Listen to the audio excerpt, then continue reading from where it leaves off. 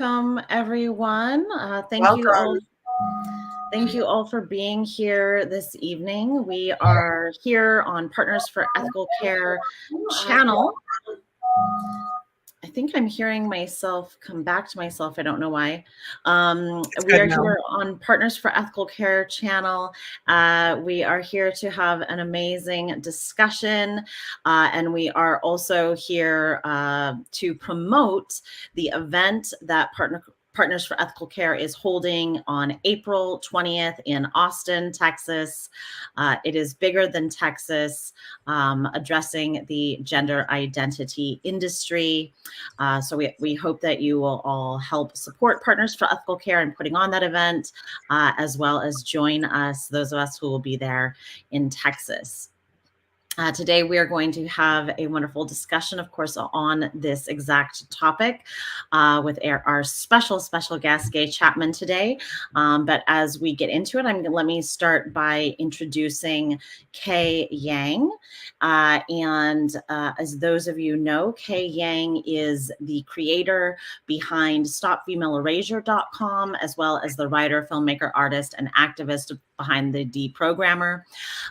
Kay exposes the intersections of corporate, government, nonprofit collusion driving the transgender movement, which is a smokescreen for a massive social engineering and propaganda war being used to facilitate female erasure in language and law on a worldwide scale.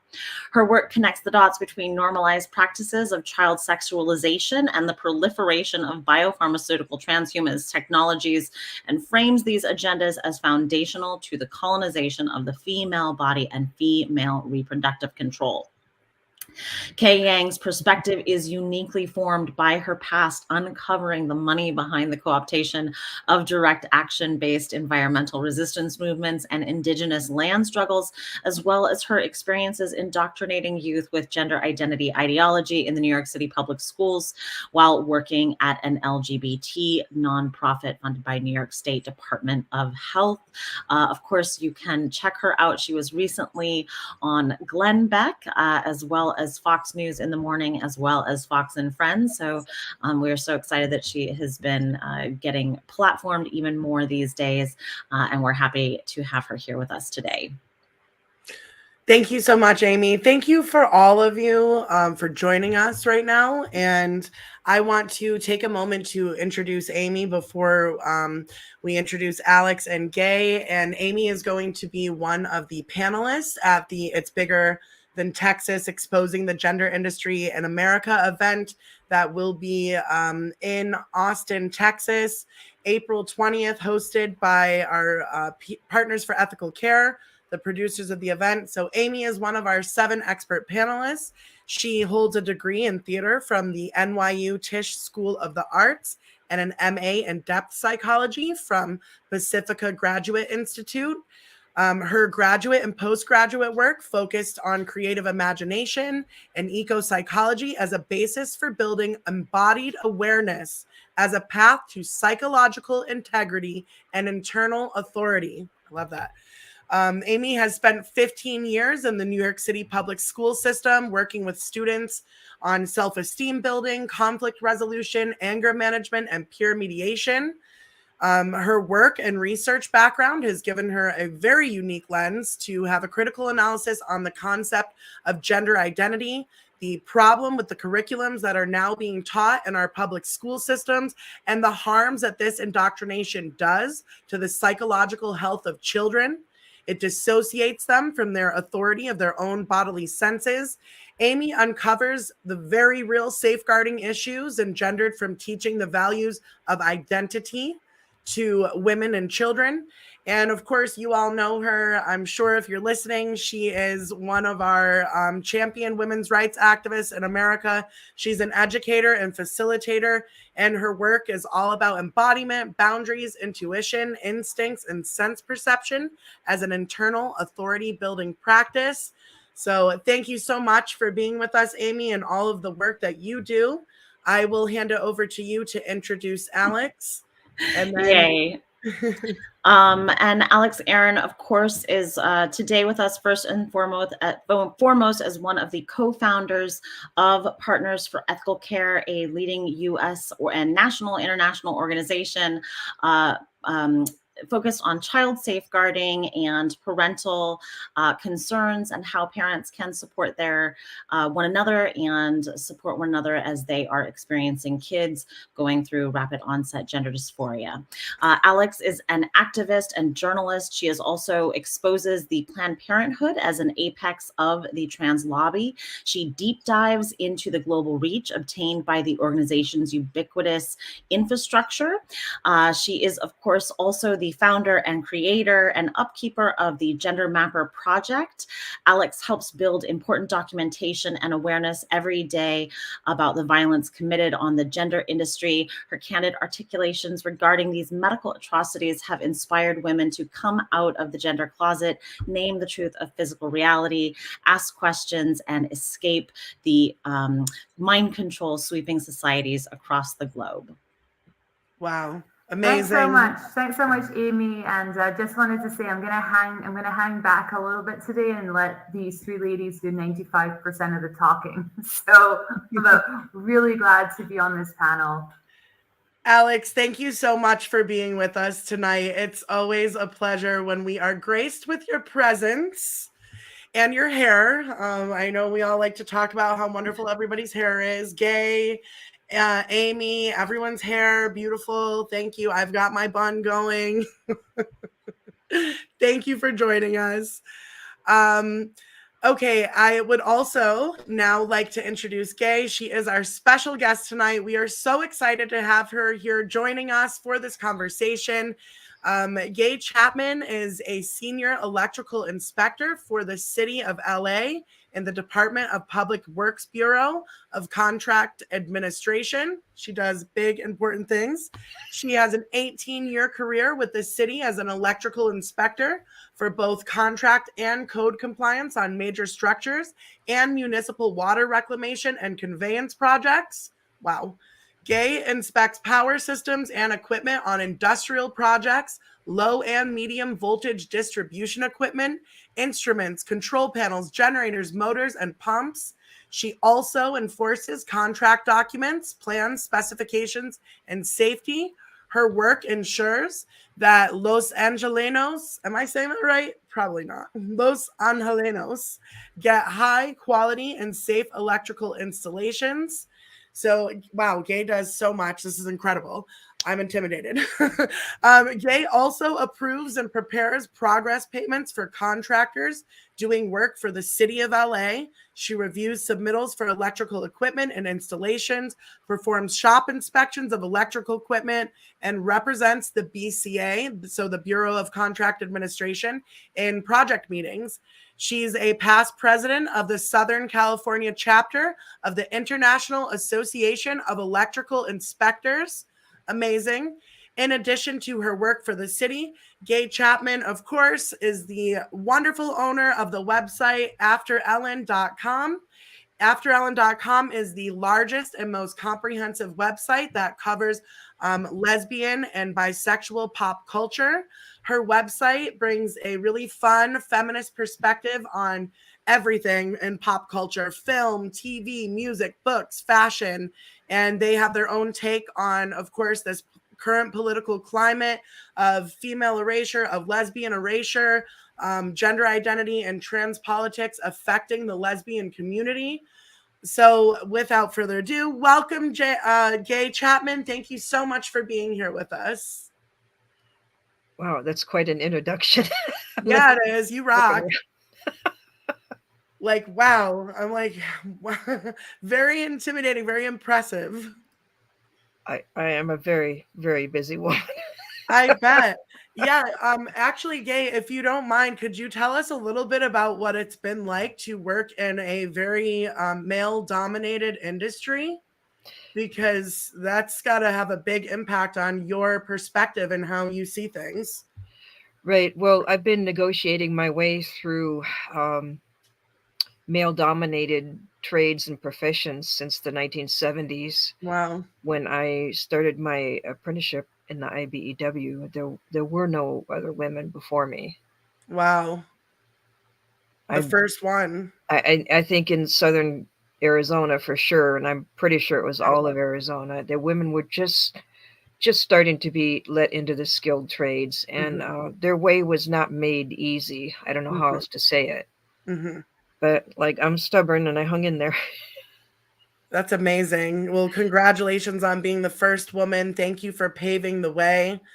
Well, actually, while we're talking about it, is there anything you want to share about what your personal experience was? Anything you witnessed that made it difficult for you as a lesbian in those spaces, not just as a woman breaking into those spaces?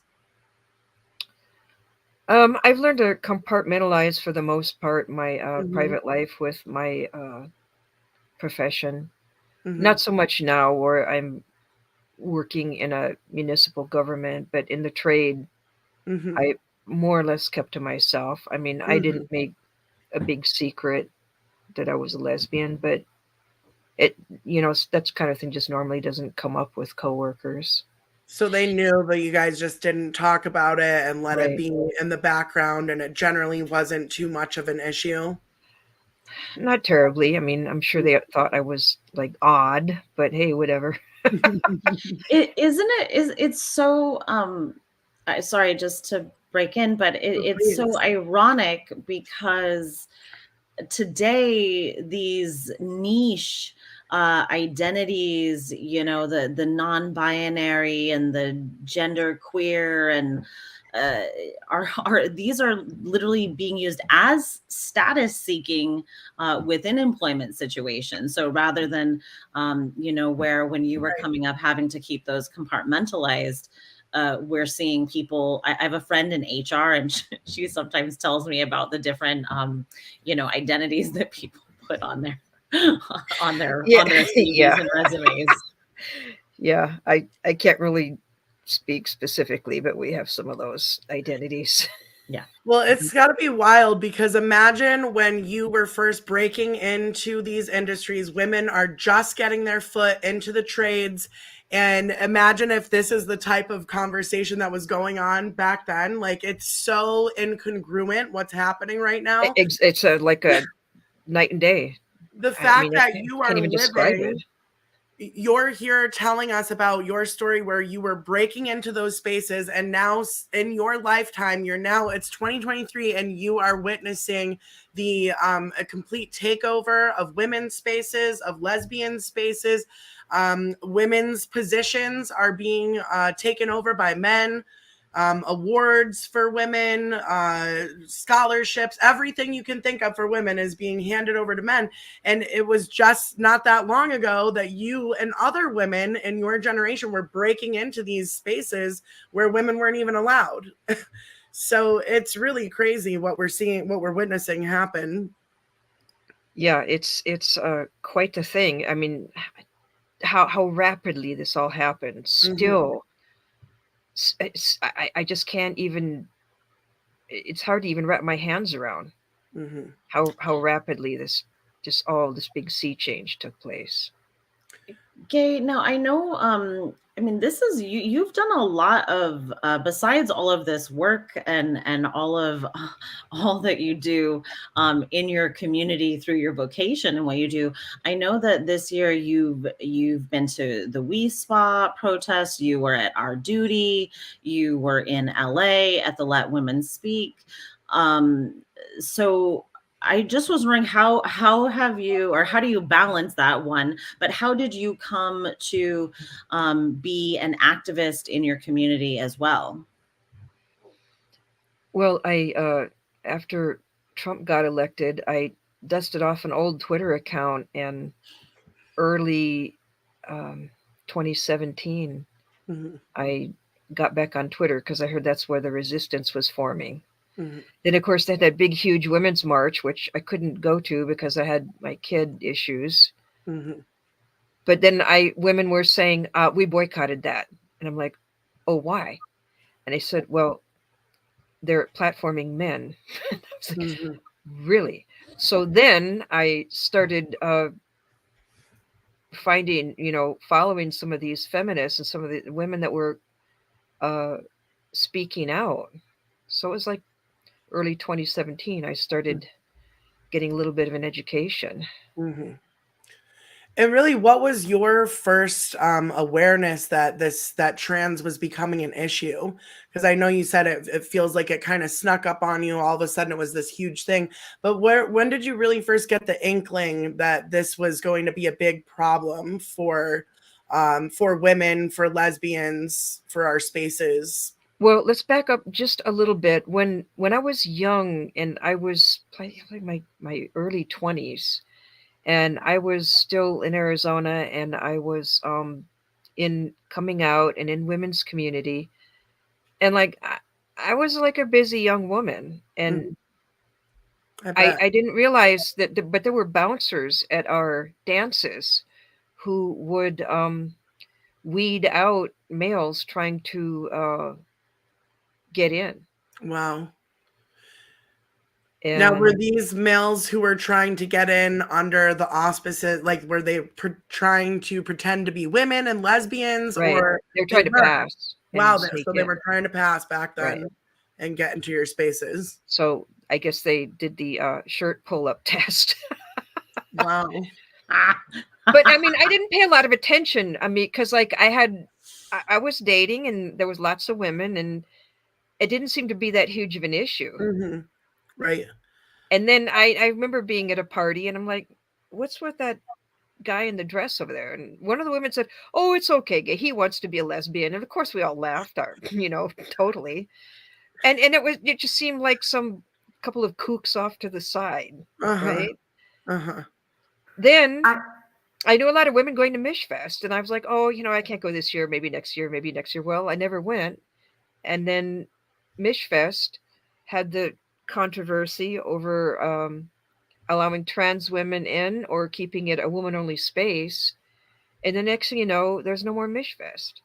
So it was on my radar screen. I didn't honestly realize how big of a deal it was until I was like on Twitter and on social media, and I'm, the next thing you know is like, well, you're a TERF and a transphobe and a bigot, and I'm like, well, no, I mean, I don't have a problem like at big pride events or whatever, but lesbians need like lesbian only events, just like gay men have. They just ignore everybody else, do what they want to do. And I think the misogyny and the homophobia that's rank in this gender movement, I mean, it hit me right away.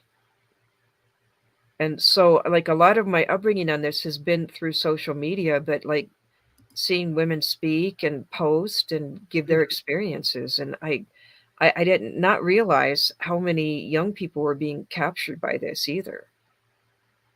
Yeah. I had no idea.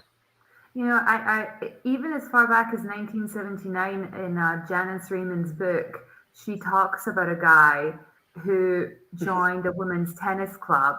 And, really people were like really laughing at this guy because he was going in there and he was like whacking the balls and kicking the women's asses. And then he would like kind of come over and like hang out with them at the end, like, hey, just us girls having a good time, just us girls that love sports, And that was 1979. Yeah, this has been going on for quite a long time in many different forms, taking on many different cultural contexts in different places around the world throughout time. There's a lot that we could get into around that, but I want to take a moment just to do some framing for everyone that's joined us tonight, and to just thank you all for being here and remind you that part of the reason why we are gathered tonight doing this live stream is that we are here to talk about and spread the word for an event that's going to be going on in Texas, Austin, Texas. It's being produced by Partners for Ethical Care.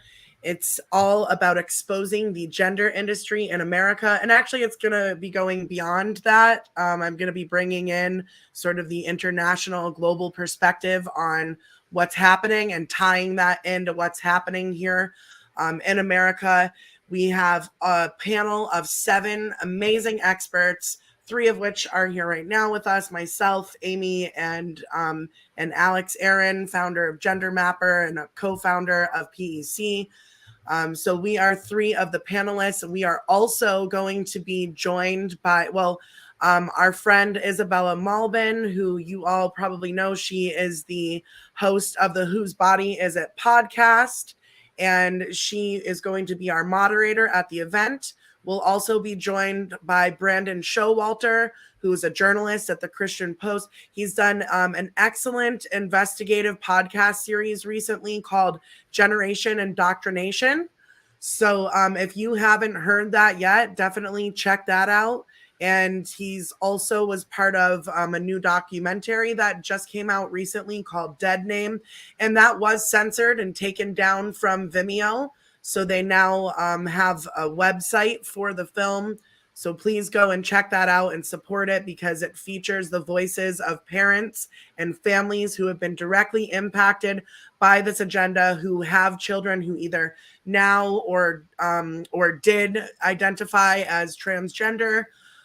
So please check that out. We also will have Jennifer Law with us. She is the founder and president of the Center for Bioethics and Culture, and of course, an incredible filmmaker. The Detransition Diaries, Saving Our Sisters, Exploitation, a number of other films that she's worked on.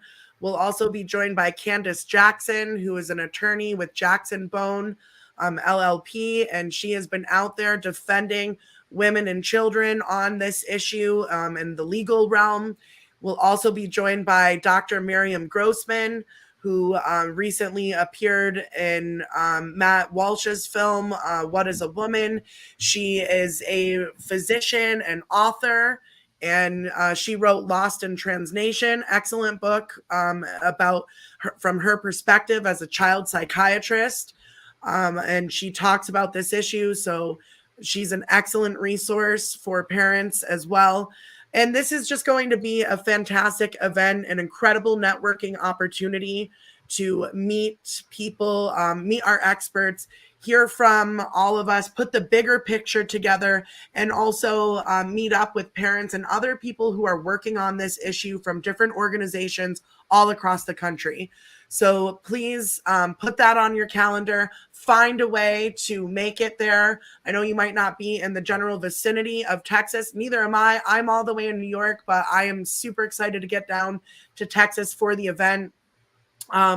If you are able to, please make a donation to help offset the costs for some of the students that we're going to be having join us at the event. So we have special prorated tickets to make sure the event is accessible for people. So please check out the website, Partners for Ethical Care. You can find the full write-up and information about the event, find out how to donate, and get your ticket to come and join us. So thank you for being here tonight with us, Alex and Gay Chapman and Amy. Maybe we could talk a little bit about Gay. I'm just really excited that you're here with us, and I think people hear from myself, Amy, and Alex quite a bit, but we don't get to hear from you as much. So I would really like to bring the conversation back to you. And you started telling us about where you witnessed men coming into lesbian spaces, or attempting to try to come into lesbian spaces, sort of on the periphery. And you guys were like, oh, it's not really a big deal. It's just a couple kooky guys.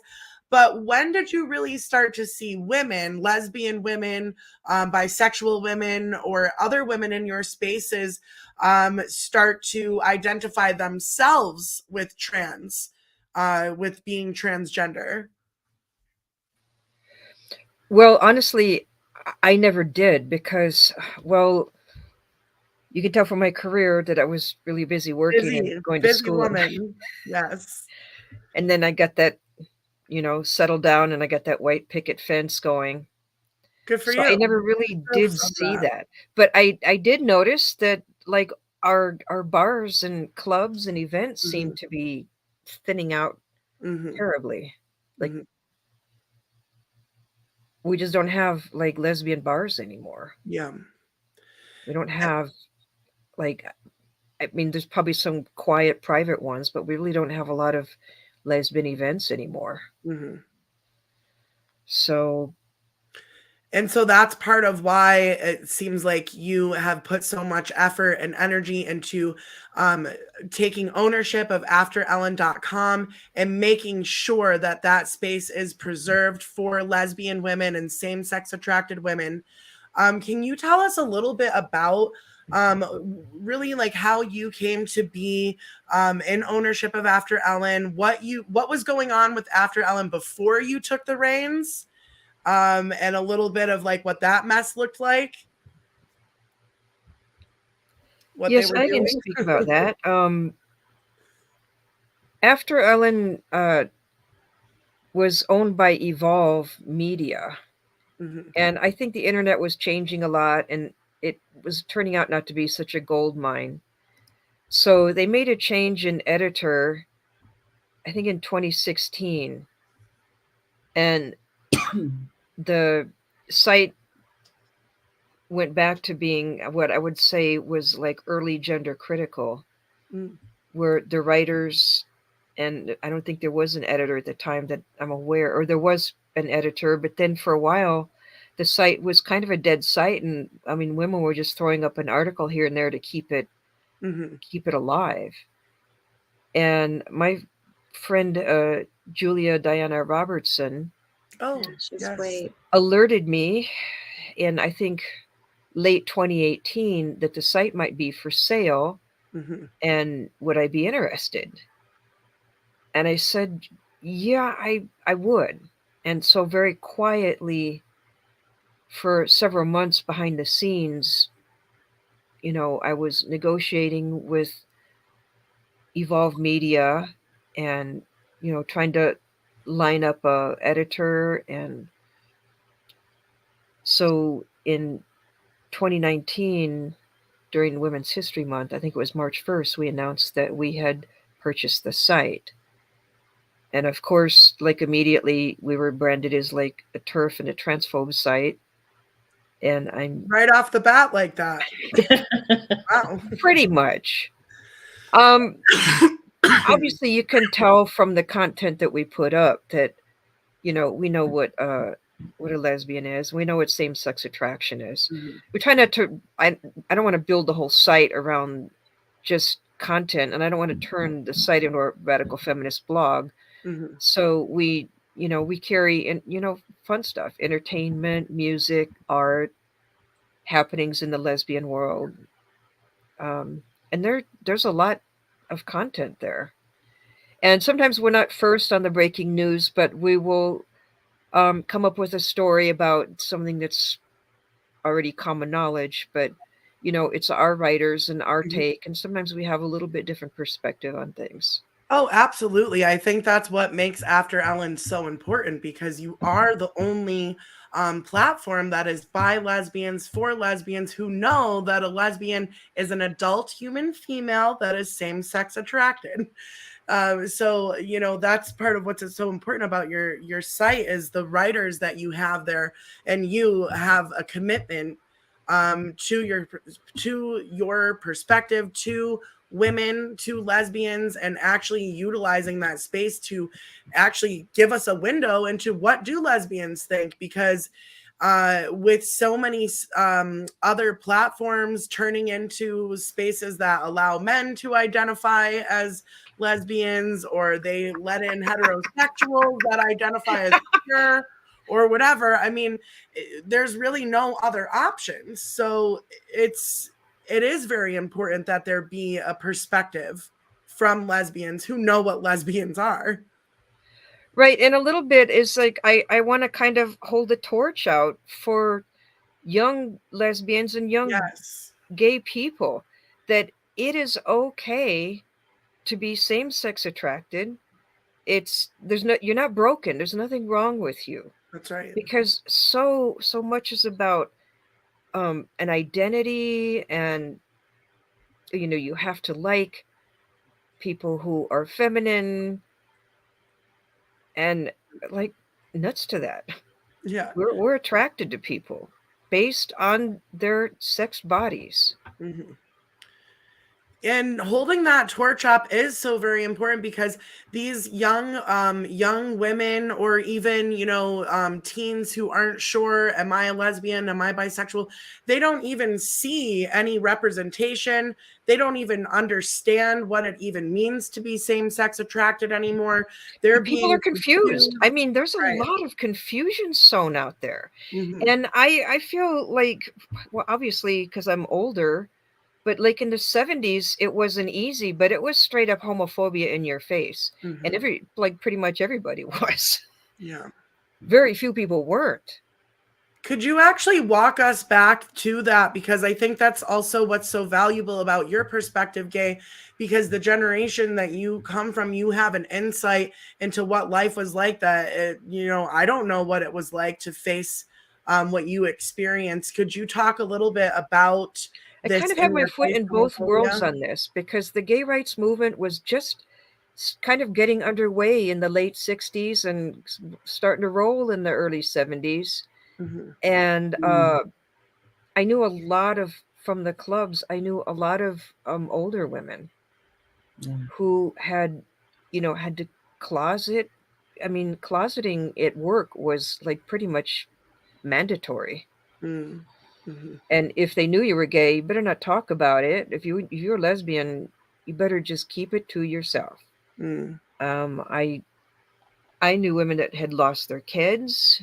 Wow. I mean, it just especially the older women, the struggle they had to keep their dignity, keep a job, and keep a roof over their head is something that no one today can really grasp. I didn't have to go through that, but I stood on the shoulders of a lot of people who worked for gay and lesbian rights. Mm-hmm. And I never forget that. Yeah. And I mean, that's another reason why I'm glad I have control of After Ellen, because I would feel terrible if I let them down and co-opted myself into being another diva or autostraddle, where everybody's welcome and it's all about identities. I mean, that's fine. There's places for that. Mm-hmm. But I'm glad that I got the site that is by lesbians and for lesbians and by women. Mm-hmm. And our friends and families, if they want to take a look. Exactly. Yeah. It's just so crazy to me, like even these online spaces, like After Ellen will get attacked by these activists. I know that Sal Grover has had a lot of the same thing with her site Giggle, her app. That's an app, it's a little different, but still that it's these are these are online spaces. There's a million online spaces, and the fact that it's just so telling about how these fetishists work and what their gratification is actually based on. And the fact that this gratification is somehow about being accepted as lesbian, pushing into women's spaces. I feel like everything about their the style of their attack tells you about who they actually are. Can I would love to collaborate with somebody for like a lesbian dating site, and even if we just started just in the Southern California area. But I mean, there's a lot of pitfalls to that, and I didn't know legally what you can do. I'm going to put you, I'll connect you up with Sal, because I bet she would love to speak with you, because I know that Giggle is going to expand into having a dating portion of their app. Because, I know right now there's her, which could also be called him or he, they.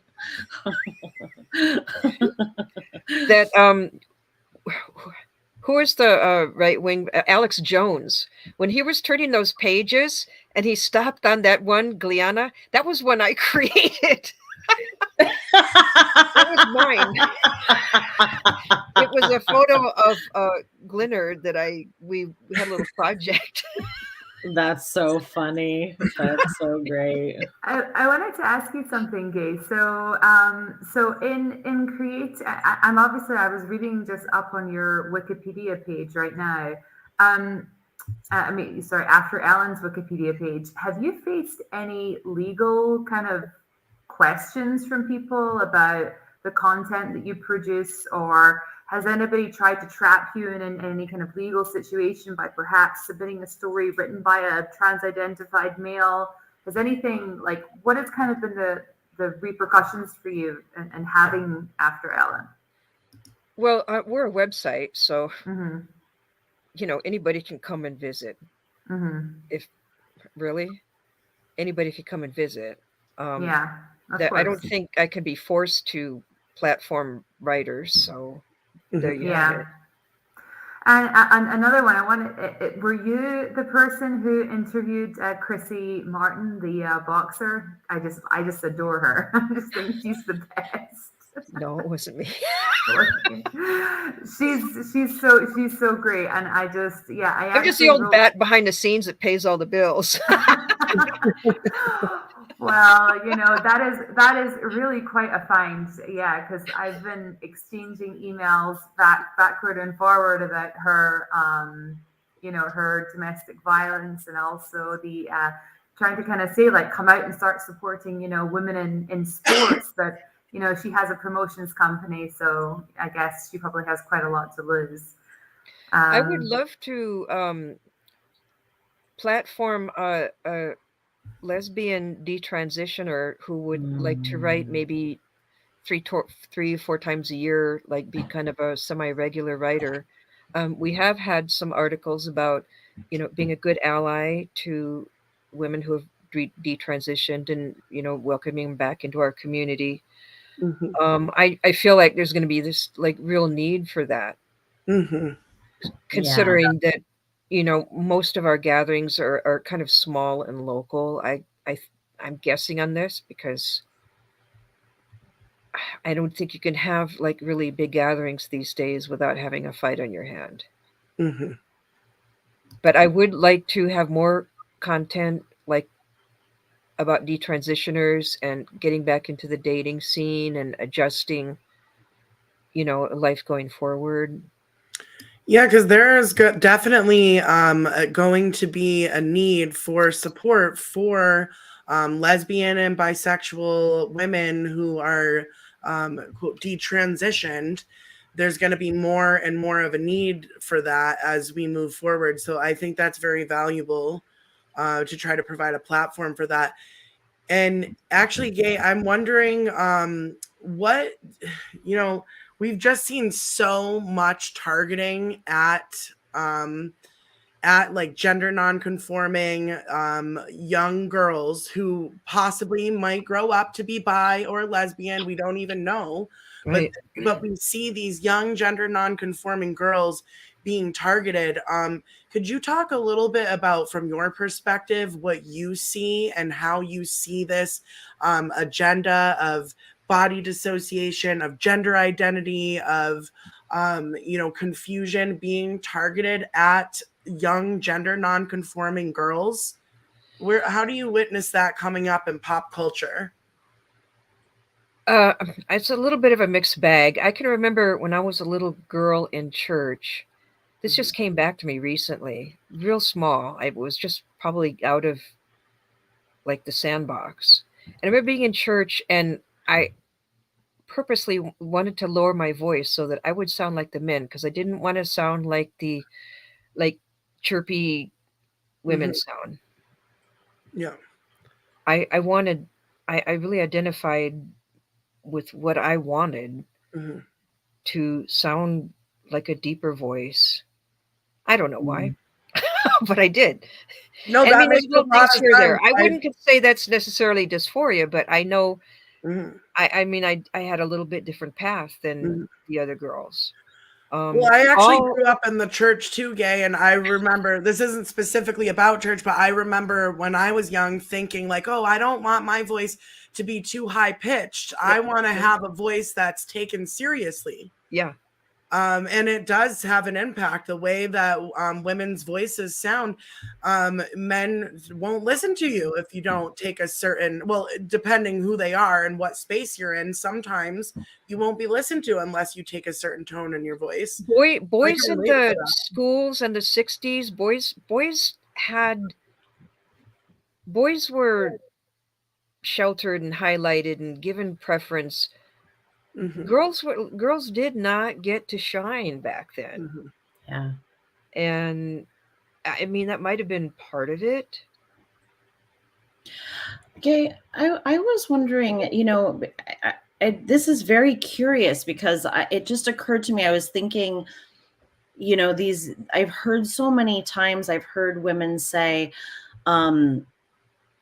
you know, these young butch lesbians have no one to look up to, or very few women to look up to. And it occurs to me that this is really very similar to probably how it was for you when you were growing up. Were there any women who you sort of intuitively recognized or had as a role model when you were growing up? Well, I knew I was same-sex attracted when I was, I think, 13. It was starting to be on my awareness. I don't remember. I mean, I'm sure they were there, but I don't specifically remember any butch women. But and I feel terrible in a way that we have kind of had this gap in our leadership and our availability for young gays and lesbians because the queer has taken over everything. And it's so easy. Can you imagine how, like, if children are being told, oh, you might be in the wrong body, you might really want to be a man. I mean, I have this fight with my daughter. I have a teenage daughter. I have this, like, I've been turfing her for a long time, quietly, and like, you know, and she'll still come home sometime and go, well, you know, yes, he can be a girl. He can be a girl if he wants. And I'm like, yeah, well, he can be feminine and things, but he can't really be a girl, right? Well, it's difficult when there is so much propaganda and you're inundated with the messaging. Everyone around you is going with it. It's hard. The peer pressure, especially when you're a teenager, especially when you know, you're going out and sharing spaces with friends who are going to judge you or maybe make you feel ostracized. And of course that is all heightened when you're a teenager. You're extra aware of, like, oh God, I don't want everybody to think I'm like a bigot. But they start these kids so young on this too. It's like insane. Yeah, I just saw, sorry, I'm gonna jump in because I just saw a post today that they want to, I think this was California, and it makes sense if it is California, but they want to start pushing this in pre-kindergarten. So right now it does already start in K, does already start in K through 12. Late. Start them in the woods. So you can imagine what would have happened to me, because I mean, I've been a little butch girl, little baby butch from like a very young age. I wanted to do the things that the boys did. I wanted that kind of boy privilege. I wanted to wear like trousers and plaid shirts and not have to wear dresses and long hair. I wanted all those things. Yeah. So you can imagine how easily. Yeah. Exactly. I was going to ask you about this earlier too, actually, because like you were just saying, when I was a little girl, I was like, oh, I don't want to wear a dress. I don't want to wear the stockings. I don't want to wear the beret. I don't want to help mom and grandma in the kitchen. I want to go outside and play. The boys are playing outside. The guys are in the den watching the game. Like, I remember having those thoughts as a little girl. And I remember saying, oh, it's not fair. I wish I was a boy. I want to be a boy. So I'm wondering, Gay, if you ever had any times when you actually said, like, I wish I was a boy, or it would be better if I was a boy. Were those thoughts that came to you? Well, my parents actually kind of indulged me as much as they could, so I could wear the cowboy outfits and boots, even to family gatherings. I got lots of pictures of me, and I'm that odd little girl down there in That's big great. family gatherings too.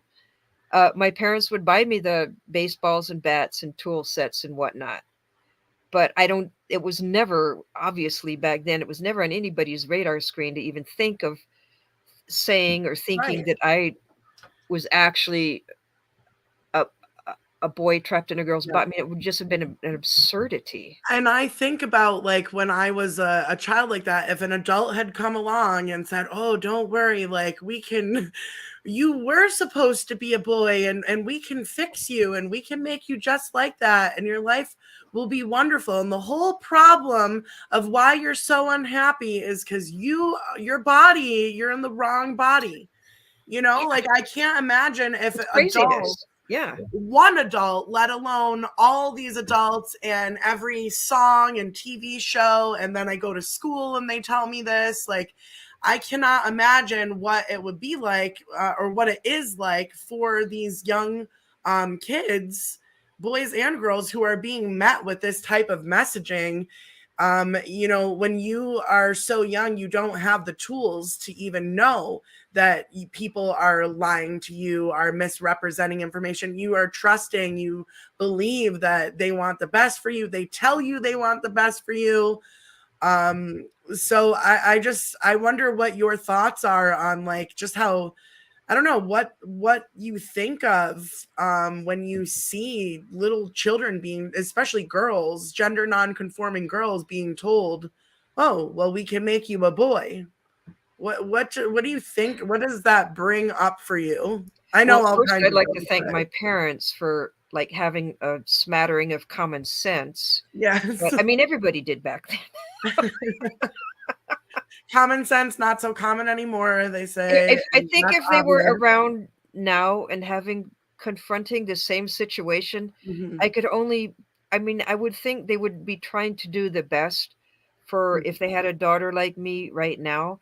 But Mhm. it's hard to say if somebody like them wouldn't be swayed by No. teachers and God knows, like churches or whoever, neighbors telling you, oh, your child is actually a boy. Mhm. Well, and it's in, I put up this comment by Eileen. It's in cartoons. Yeah, it's in Blue's Clues, which Mhm. is, pushed to toddlers. Mhm.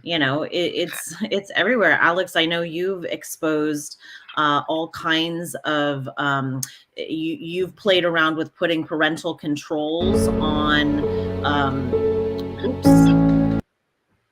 You've played around with putting parental controls on YouTube and then seeing what a child can find. And there's all kinds of this stuff that comes up for kids, even though it's supposedly monitored content. Mhm. Oh, oh. Oh, I think we lost Alex for just a second. Okay, there she is. Yeah, I've played around with it a lot. It was really, I was really just testing out the YouTube Kids app to see whether or not I could access pornography, and I couldn't. So I was like, oh, this is great.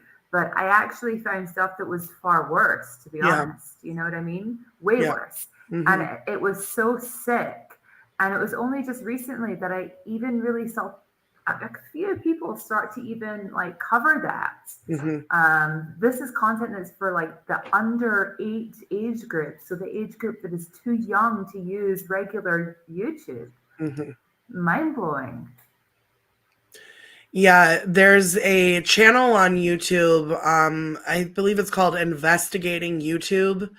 They got really big maybe like 5 or 6 years ago, and they were similarly going through the YouTube Kids content and allowing the videos to just play and let the next one start and the next one start, and see what the algorithm pushes up for these unattended children to watch. And they uncovered all kinds of patterns of grooming in these videos, all different kinds of grooming and even mind control techniques, hypnosis techniques being used in these videos directed for children.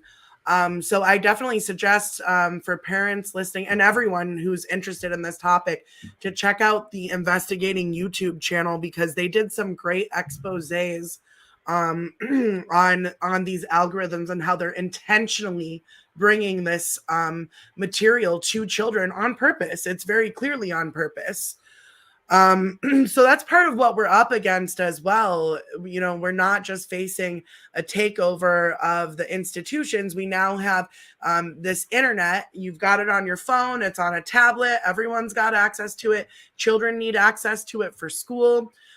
Even the most diligent parent who is watching and monitoring stuff is still getting by.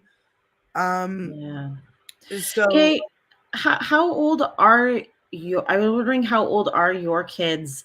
And also, do they know what a TERF is? Oh, my daughter is 14, and I adopted her when she was 2.5. She was still in diapers. She knows what a TERF is. She showed one of her friends in school my Twitter profile. So she knows I'm a massive TERF. So there's that. She's showing off. Yeah. Mom's famous on the internet. Yeah, she's a TERF and a transphobe. She's and famous. I tried to like bring it down to earth and say, well, you know, it's, you know, more about like understanding that, you know, we have biological reality. Mm-hmm. Mm-hmm. Right. Is she impressed by all your followers? She's impressed that J.K. Rowling follows me. Good. They're all massively impressed with that.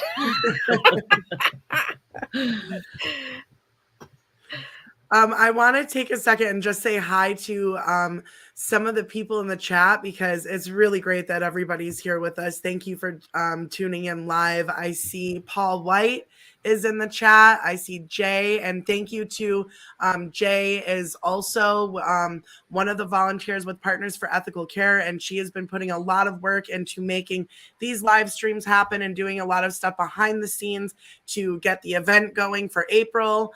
And also I know that Jeannette Cooper is in the house, and she of course has been doing a ton of work for this event. And Jennifer De La Sega, another one of the co-founders of PEC, is joining us, and she's actually in I don't know if I should say where she is, but she's not home right now. She's half a world away, so we're really glad that she could join us for this conversation despite the time difference. I also see Lita in the chat. Lita Hall, hello to you. Susie, hi Susie. Judy, hello to you always. Who else do we have here? Madeline, I'm so glad you're here tonight. That's awesome. Good to see you. And Eileen, and I know there's a lot of other Lisa's in the chat, and I saw Connie. Hi Connie, good to see you all here. Thanks for being with us. And I just want to remind you, if you haven't gotten your ticket for the event in Texas, April 20th, come to Austin, Texas. It's going to be amazing. It's not just going to be the panel event. The panel event is going to be mind-blowing, of course. Going to be a huge networking opportunity, meeting up with like-minded people from all over the country, people representing different organizations. That's going to be awesome. But the next day, on the 21st, there will be a rally for reality, a public rally. And we are going to do a press conference at the Austin Capitol. So if you're coming to Austin for the panel, come join us for the public event. And then there are also going to be some other really great things going on as well. I know that there's like a couple of film screenings getting set up. Mm-hmm. You know, there's been so much great content that's been coming out lately around this issue. We've got a lot of really talented, dedicated women and men in this fight that have been, you know, producing different documentaries. So that's going to be part of the whole time in Texas as well. So come join us in Texas. There's going to be so much going on. It's going to be a great time. Check out partnersforethicalcare.com. You can get all the information there on all of the panelists, how you get your ticket. We even have people that will help you with setting up your housing and transportation. We have an awesome woman who's helping with that. And I just really hope you can join us. If you can't join us there, maybe take the time to send a donation to support the event, offset some of the tickets for students that are coming to join us, and other costs. So yeah, thank you for being here with us. And I want to get back to the conversation, but I do want to keep switching over and making sure that we're reminding people to get your ticket for the event and come and join us. Is that maybe a nice kind of a little segue for me to just kind of play my video that I accidentally started to play a few seconds ago? Yeah. Just a little advert for the event. That's perfect. Thank you. Thanks, Alex.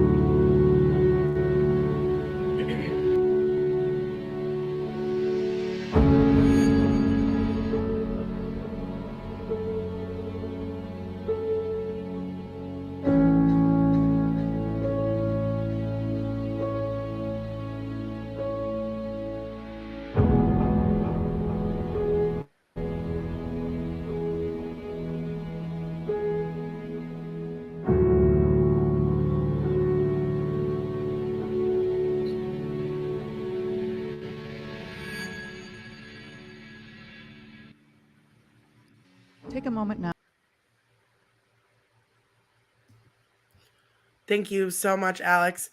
And thank you to Jay. I'm shouting out Jay because she worked on putting this little promo together for the event. So thank you so much, Jay, for doing that. And she featured the steps of the Capitol where the Rally for Reality is going to be on April 21st, the day after the panel. So Jay featured that in the video. And I just want to say, I think it looks much calmer and more serene in that photo than I think it's going to end up looking on the day that we're there, because it is going to be a public rally. And we know that when we go out into public and we exercise our free speech and we speak up in defense of children and in defense of reality, we know that we get met with opposition and resistance. So we're used to that. All of the people that are coming are ready to stand up and speak out, and we want you to come and join us and be there, because it's going to be a historic event, as it is every time we get out there and protest this in public. And you know, a lot has gone on in Texas around this issue.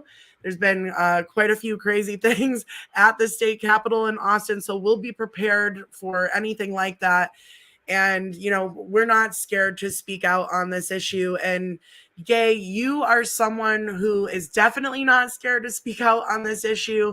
You've been all over the country, boots on the ground activism, speaking up for women, for children, for lesbians, for bi women.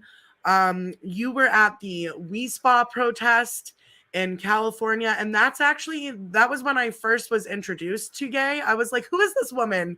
Like, all right, like, cool, we got more people. Like, that was really an event where my eyes were kind of opened up to a lot of the other people on the West Coast who were working around this issue. Cause I knew a few people, but then I'm like, oh, wow, okay, there's this woman, Gay Chapman, there's this Melissa woman. Like, who are all these people?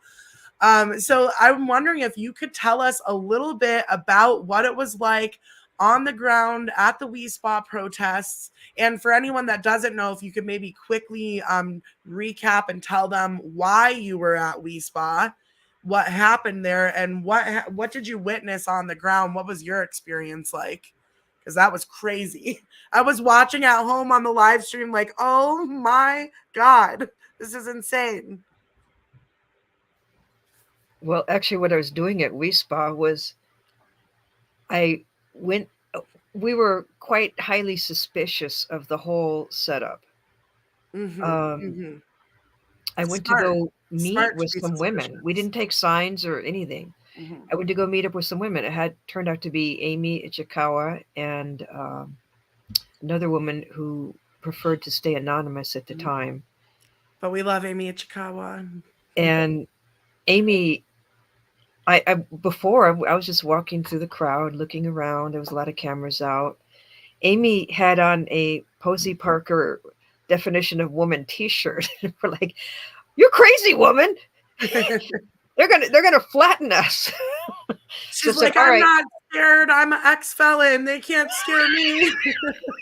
So I said, "Okay." Just in solidarity, I put on that "This Witch Won't Burn" T-shirt. Right. So there was the two of us in these T-shirts. Well, this was unbeknownst to us because we were on on the main street on Wilshire Boulevard. But that was when they were like following that woman and harassing her and beating up the people with signs on Rampart around. We didn't see that. They were in the corner from us. So then I could hear like a person on a bullhorn saying, "And those transphobes." And we were almost out of there. We were taking selfies of ourselves with our shirts on. And I'm like, well, okay, I guess this is about it. Let's just make our way on out of here. And then here came this little mob of kids around the corner charging up at us with their signs. Okay, what the heck? And my friend made the mistake of trying to talk with these kids. We probably could have just said nothing, and they would have gotten bored and left. But you cannot argue with a mob. It's a very, very bad idea. Right. So That's then not how mobs work. Oh yeah, they mobbed both of us. And Amy said, I can't be in amongst any of this happening. So for my own reasons, I said, no problem. Just, nice meeting you. So the two of us were getting mobbed.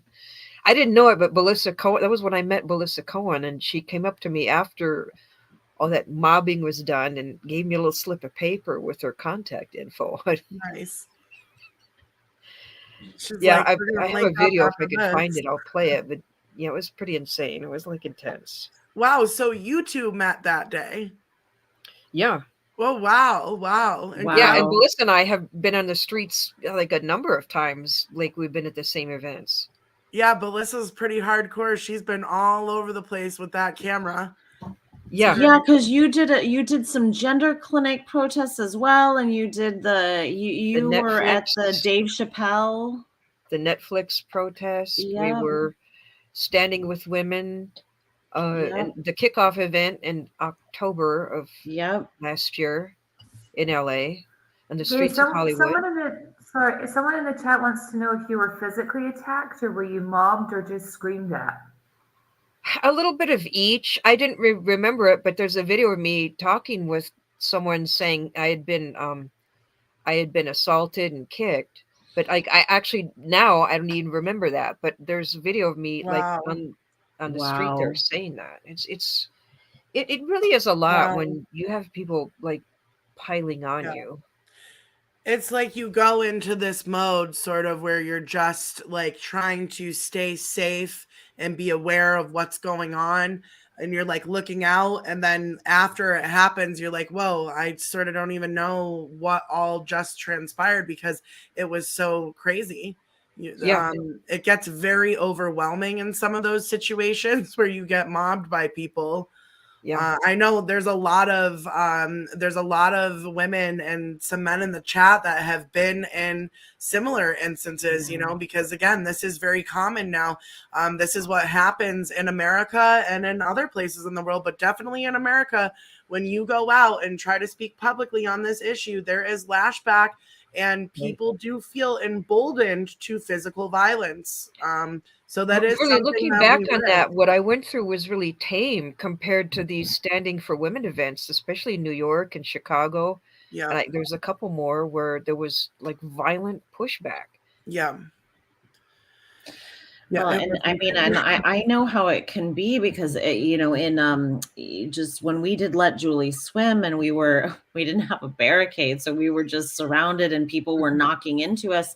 But I think like I was so focused on the other women who were there and making sure that we were all safe that I was so focused on that I knew I was kind of getting bumped into and knocked around, but I didn't even realize the full extent of it till later. And I had like bruises and then things that I saw on the video, I was like, I saw things on the video that I was like, I don't remember that happening, but I knew in the moment I was focused on someone else.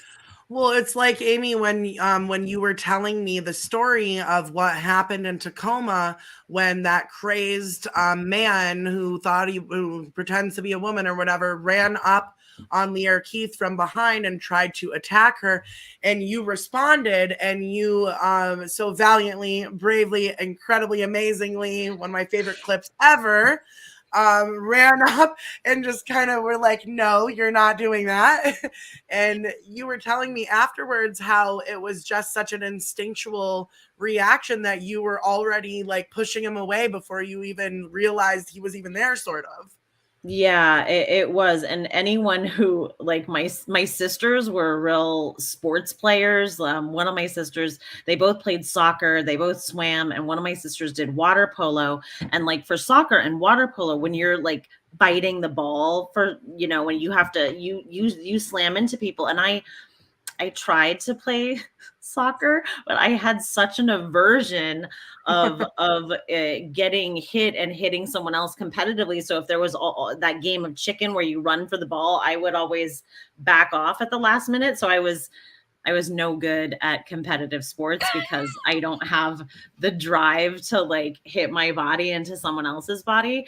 But that just tells you how much of an instinct it was, because it was just a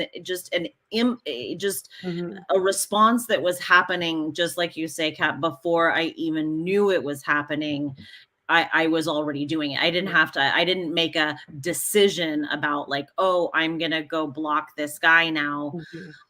It just, my body just responded. Yeah.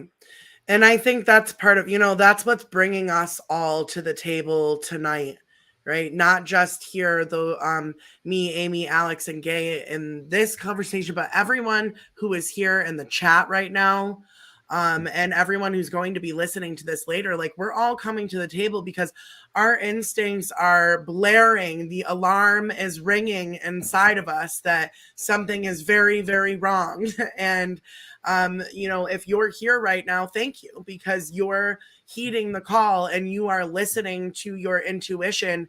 And it's very sad that there are so many people in our society right now who are just completely shut down and turned off from what is going on. They won't even allow themselves to think about it for whatever various reasons. Some people are frankly just too scared to let themselves think about it. So it's very important that we are listening to our instincts, like Amy always says, and responding. And that's what we're doing. That's why Partners for Ethical Care exists, because they are coming forward. They're creating spaces for parents, for moms, for dads to actually tell each other like, hey, our instincts do matter. We're all being gaslight. We're being told, that we're doing something wrong for trying to support our kids. So what Partners for Ethical Care does is so important, because it provides that space for mothers and fathers to get together and say, like, no, we're not crazy. We're doing the right thing. We're standing up for our children.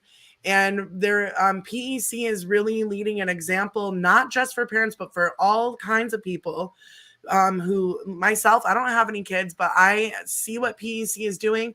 The moment I saw that they existed, I'm like, whoa, this is really important work.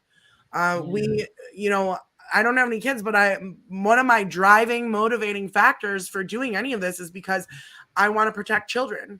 I want to defend children who are out there right now being attacked with this, being indoctrinated with these ideologies, but I also want us to defend future generations.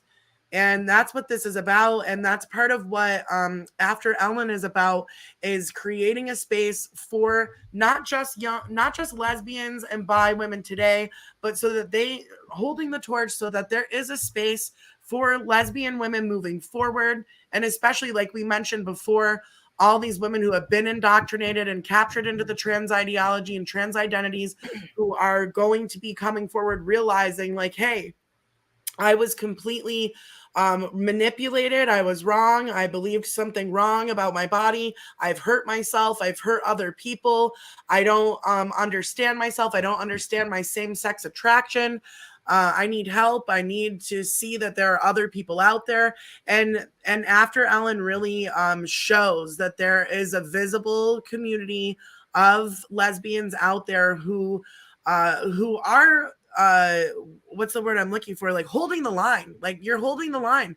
You're not letting go. You're not just giving in, like you said. A lot of the other platforms like Autostraddle and some of the other big ones that just let anybody come in and take over the message. You're like, no, this is what we're doing. I'm Gay Chapman. I'm the defender. I'm the guardian of this space. And that's why we're so excited to have you here. And I wanted, I know we're going to be wrapping up soon, so I want to give you some time, Gay. If you could talk about, you know, you have a daughter, you mentioned, she's 14. She's been with you since she was 2.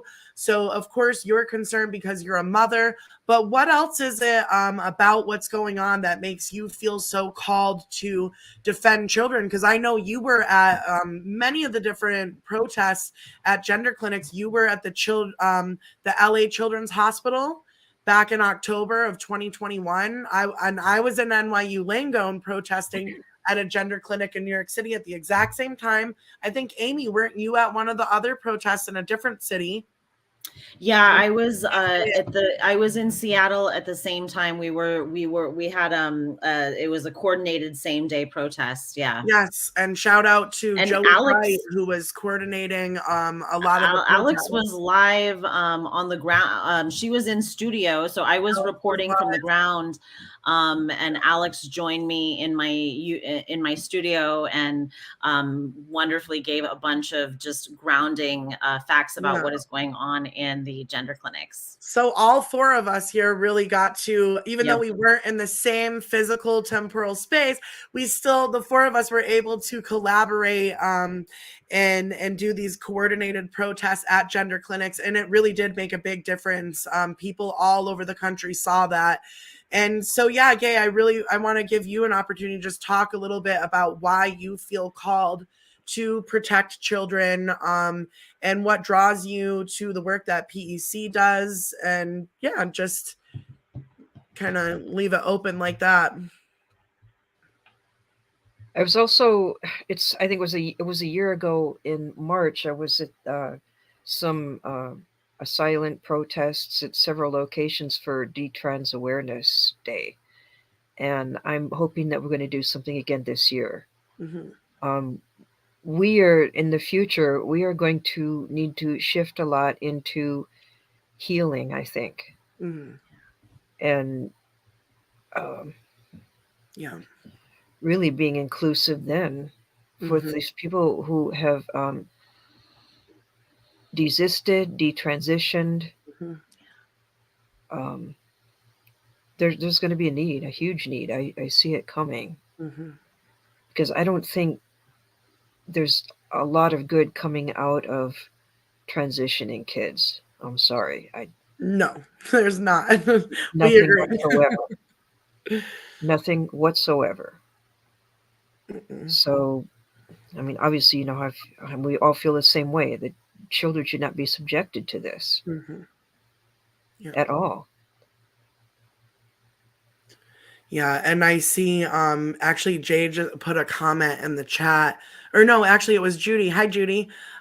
Judy asked if there's a push to change high school biology textbooks to say that biological sex is a spectrum. Yes, there is. And for anyone that isn't aware yet, the World Health Organization, which is part of the United Nations, they have changed they've set in motion changing all of their definitions and all of the resolutions and documents that they've already put forward. They're now saying that sex is a spectrum, and that their sex is not a binary.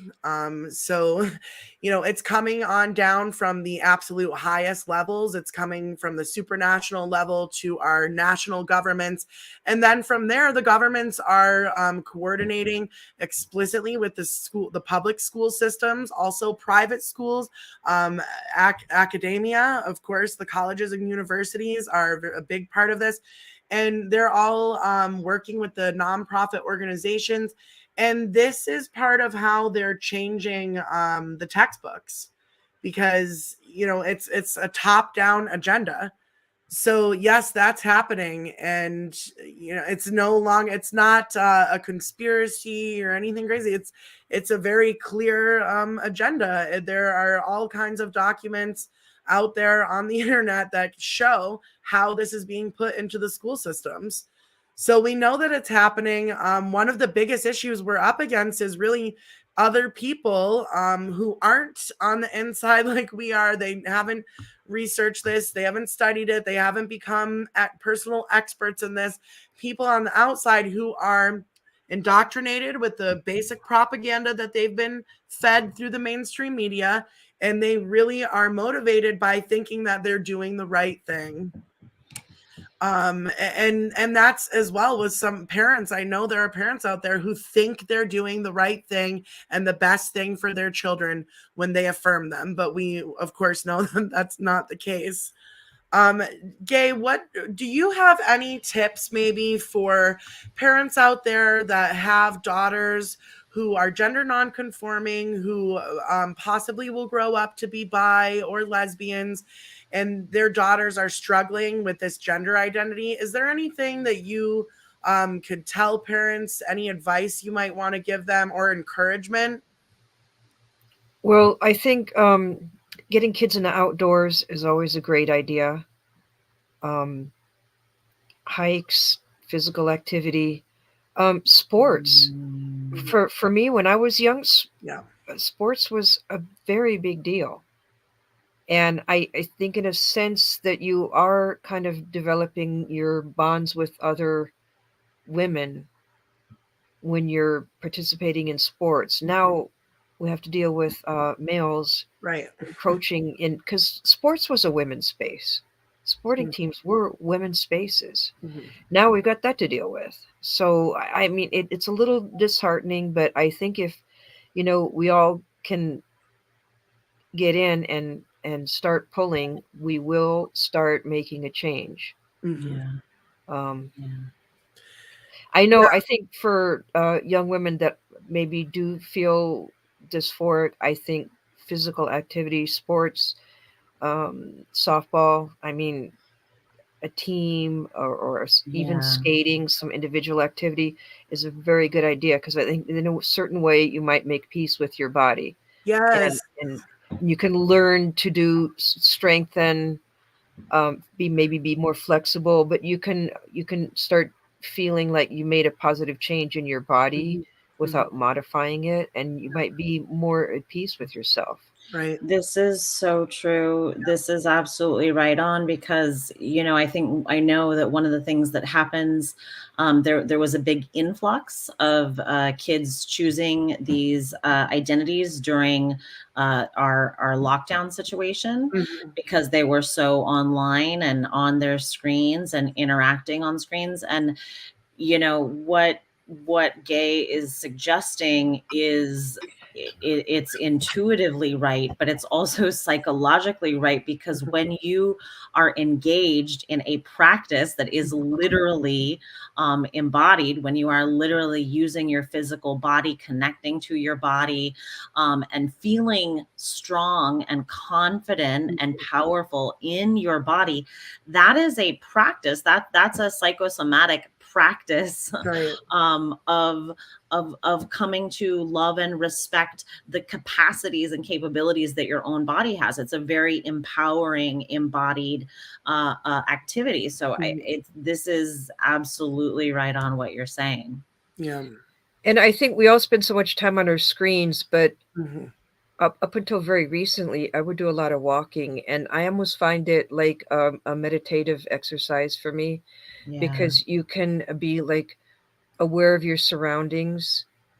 And I mean, I really enjoyed it a lot. And I found like a certain peacefulness in that, and just moving through, seeing the different scenery come and go. Yeah, and especially if you can walk in a natural setting. I mean, just like you were saying, we're inundated with technology. Even if you try to be aware of it, and I try to be aware of it, it doesn't matter. Just the amount of work that I have to do. It's like I'm on the computer. What am I going to do? I'm on the computer. So when I think it's really important to connect with the natural world as much as possible, because it's all this synthetic stuff. The screens, synthetic identities, synthetic, as Jennifer Billick says, the synthetic sex identities, it's all this synthetic stuff. The more we can get out in the natural world, interact with the environment, but also feel ourselves and our bodies.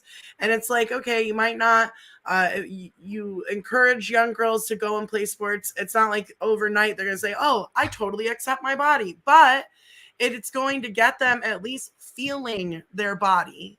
When I know when you're at some type of a practice or something, and you're running laps, or you're doing you're doing these like suicide runs back and forth, like you feel that you're very connected to your body after being in that type of situation. So I think that's a really good advice that you have, Gay, for parents out there who are trying to help their young daughters, like anything you can do to get them in their bodies. I'd love to add in here too that Yes, please. Keep the lines of communication open with your kids.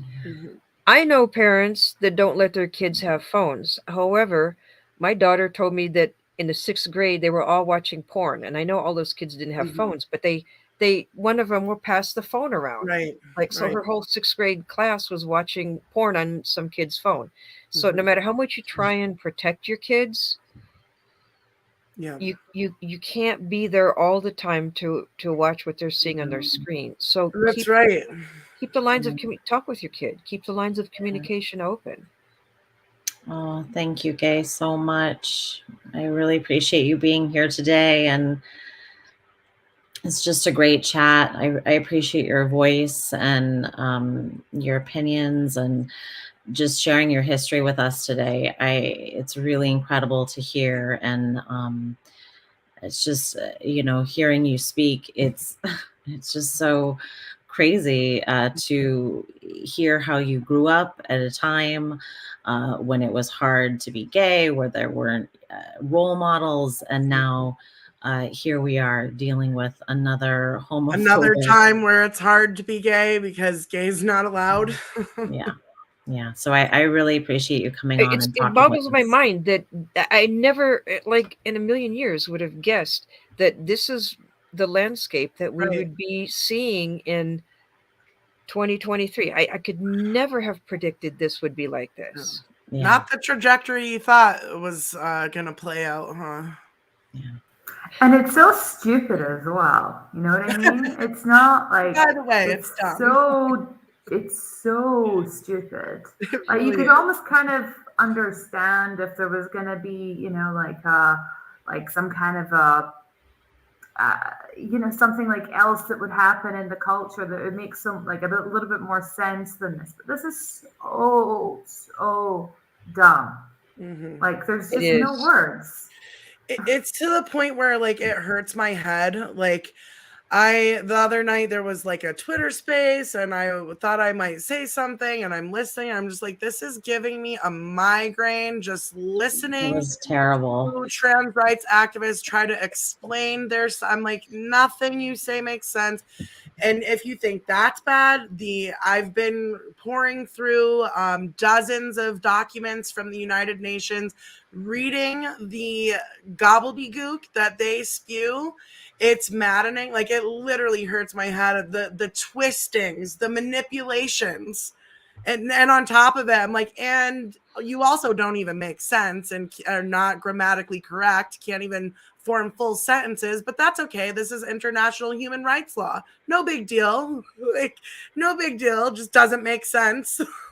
Using made up words. Like, it's pretty insane. Yeah. So I thank you, Gay, for all the work that you're doing on this issue. I'm so appreciative that you're out there, that you are holding it down with After Ellen. I've directed so many women outside of these scenes to After Ellen, you know, because it's like, it's a good kind of entry point, because like you said, it's not completely, it's not all radical feminism. It's not all gender critical. It's really just a lesbian perspective, but your group of women hold the line. And that's what's so great about it. It's a great way to ease in women who are maybe like unsure what they think about all of this, you know, and show, hey, we're not all these hateful, terrible bigots. We don't use the word queer at After Ellen. The Q for us means questioning, because that's originally what it meant, was questioning. Yeah. Good. And also, when the trans board likes to talk about gender nonconforming, every gay man and every lesbian is gender nonconforming. That's right. There's just some of us that kind of hold up like a billboard saying. I mean, I would say further, all people are gender nonconforming, because gender is a construct that's been imposed to subjugate and to divide us. And no man 100% fits into any to like all masculine stereotypes, and no woman fits in 100% either. So I have known some really amazing gender nonconforming heterosexual women that went through life boldly their own way. And I mean, my hat's off to them, because I've been taught by women my whole life. You know, and I think, Gay, this is we're wrapping up, and I think this is a really good way to end, because I want to say hats off to you, because you are clearly a woman who has done it your own way, your whole life, making it through the world of the trades and all the skills that you have, and being in that completely male-dominated world, really paving the way for women to break into some of these spaces.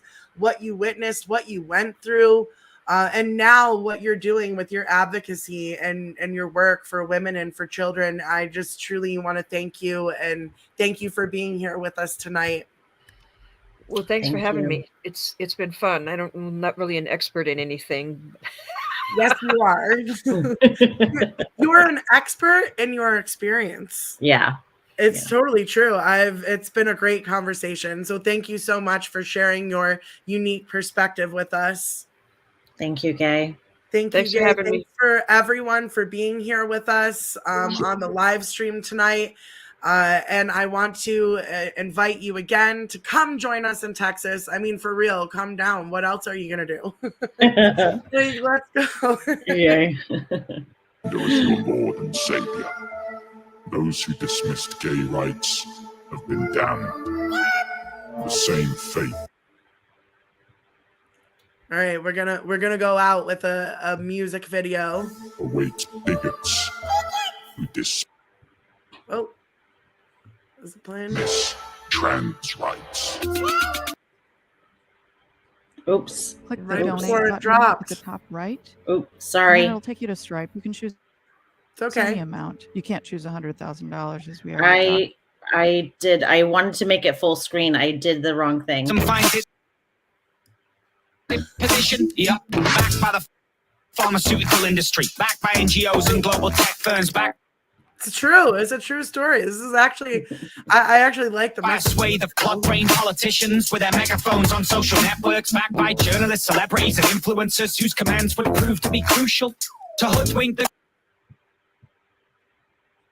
gullible herds and have them stamp their hooves in approval. Gays face threats, clerical damnation. Trans activism gets corporate sponsorship. Gays sought an end to chemical castration. Trans activists call for the opposite. Yep, they sell it as mythical salvation and actively campaign for chemical castration for the right to give triptorelin to kids. What's triptorelin? Triptorelin is the gender cleanser, the exact same drug used to chemically castrate sex offenders. Oh, yep, inexcusably, they've been giving it to kids to suppress puberty. We're saving these kids, helping them get in tune with their true self. This is delusion, but hey, it's a great way for pharmaceutical companies to accrue wealth. Well, what about clownfish? Human beings aren't clownfish. But clownfish can change sex. Human beings aren't clownfish. You're a bigot. You're clownish in an outfit and that clown wig, an announcement. I know you doubt this. Human beings aren't clownfish. Welcome to the new age of capitalism, where the world will burn in the abyss. A business model based on giving cross-sex hormones and irreversible surgery to kids. What a 30-fold surge in gender clinic referrals. Well, that creeped up quick. In 2007, there was one gender clinic in America. Today, over 300. Now, it wouldn't be because a bunch of colourful loons with a couple of screws loose to spread it, would it? Couldn't be because an online cult developed on Tumblr, YouTube, and Reddit, could it? And so the clinics are filling their coffers by swindling kids now and giving them blockers. The global sex reassignment market will soon be worth over $1 billion. Identity is now a commodity, to be bought or acquired like a car or a mortgage. The gender industry is big business, with an army of half-wits guarding its fortress, and all the progressives endorse it. They do capital bidding for it. Yay, the amputation of sex organs. They clap and they cheer and applaud it, encouraging girls to lop off their breasts, to be battered with body demolishing meds, to jack up on testosterone as if this would transform them into the opposite sex. Impossible. Still, it's backed by a magic medicine lobby enveloped in folly. To actually change sex, you'd have to reprogram every cell in the body. Well, what about clownfish? Human beings aren't clownfish. But clownfish can change sex. Human beings aren't clownfish. You're a bigot. You're clownish in an outfit and that clown wig, an announcement. I know you doubt this. Human beings aren't clownfish. Hi kids, welcome to the gender clinic, where they groom the youth to choose the blue pill. Hi girls, would you like a hysterectomy? What's that? Womb removal. Next up, perform an oophorectomy, snip out their ovaries, then stitch the injury. This will definitely alleviate their anxiety at the cost of permanent infertility. Ego-pleasing placebo treatments, they receive procedures that seem so needless. They'll extract skin from the forearm and skillfully sculpt it into a neo-penis, which is limp, by the way, and can't get an erection. So it's ultimately just a cosmetic extension, but the surgeons will have left a fine legacy. FGM in the name of gender identity, a psychological entity developed by sexologists in the 70s, which tells them to dismember themselves and dispense with their egg cells. Yep, this will definitely end well. And this is what they call a remedy, backed by a cascade of campaigning. Hi boys,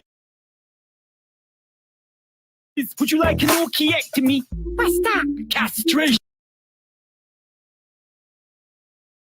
Meanwhile, the surgeon will perform a penile inversion. I think this procedure's misguided. The vulva designer will sculpt a vagina and graft the skin of the penis inside it, but it has to be dilated to protect the vaginal depth and comes with severe medical side effects. Plus, the hormones will start to weaken bones and lead to heart disease and strokes. And then they wrap it all up in a royal cloak and call it gender affirmation. And anyone who questions it will get censored or met with cancellation. And all the experts are guessing. Despite the frequently intense regrets, they let these kids consent to a sex change before they can legally consent to sex. We don't treat anorexia with liposuction, yet we treat this with a genital realignment. These kids need help with mental health, not goddamn gender reassignment. Well, that's conversion therapy. This gender wars urban myth hang about, they're the ones converting bodies for supposedly therapeutic purposes. Now they can all nitpick and make it more cryptic. They may come equipped with staples or Pritt stick, but many of the kids whose bodies they're converting will turn out to be gay or autistic. Why can't you just live and let live? That's a common phrase I hear. Just let the dysphoric kids snip off their bits. What a great idea. Why do you care if they're being experimented on? You're just evil. They endorse the demolition of the body, yet they think they are the good people. These goodies have allowed themselves to be steered by blindness, to be coaxed into aiding and abetting hallucinations in exchange for the veneer of kindness. A sign of the woke virus, blind to the obvious and blind to their own blindness. Drones and disciples with closed eyelids, prone to be biased and so righteous. We're on the right side of history. This rickety ship will be capsized. If disfiguring kids is now trans rights, then you'll be on history's quack side. Well, what about clownfish? Human beings aren't clownfish. But clownfish can change sex. Human beings aren't clownfish. You're a bigot. You're clownish in that outfit and that clown wig. An announcement. I know you doubt this. Human beings aren't clownfish. But bro, there are fungi with literally hundreds of sexes. What about fungi?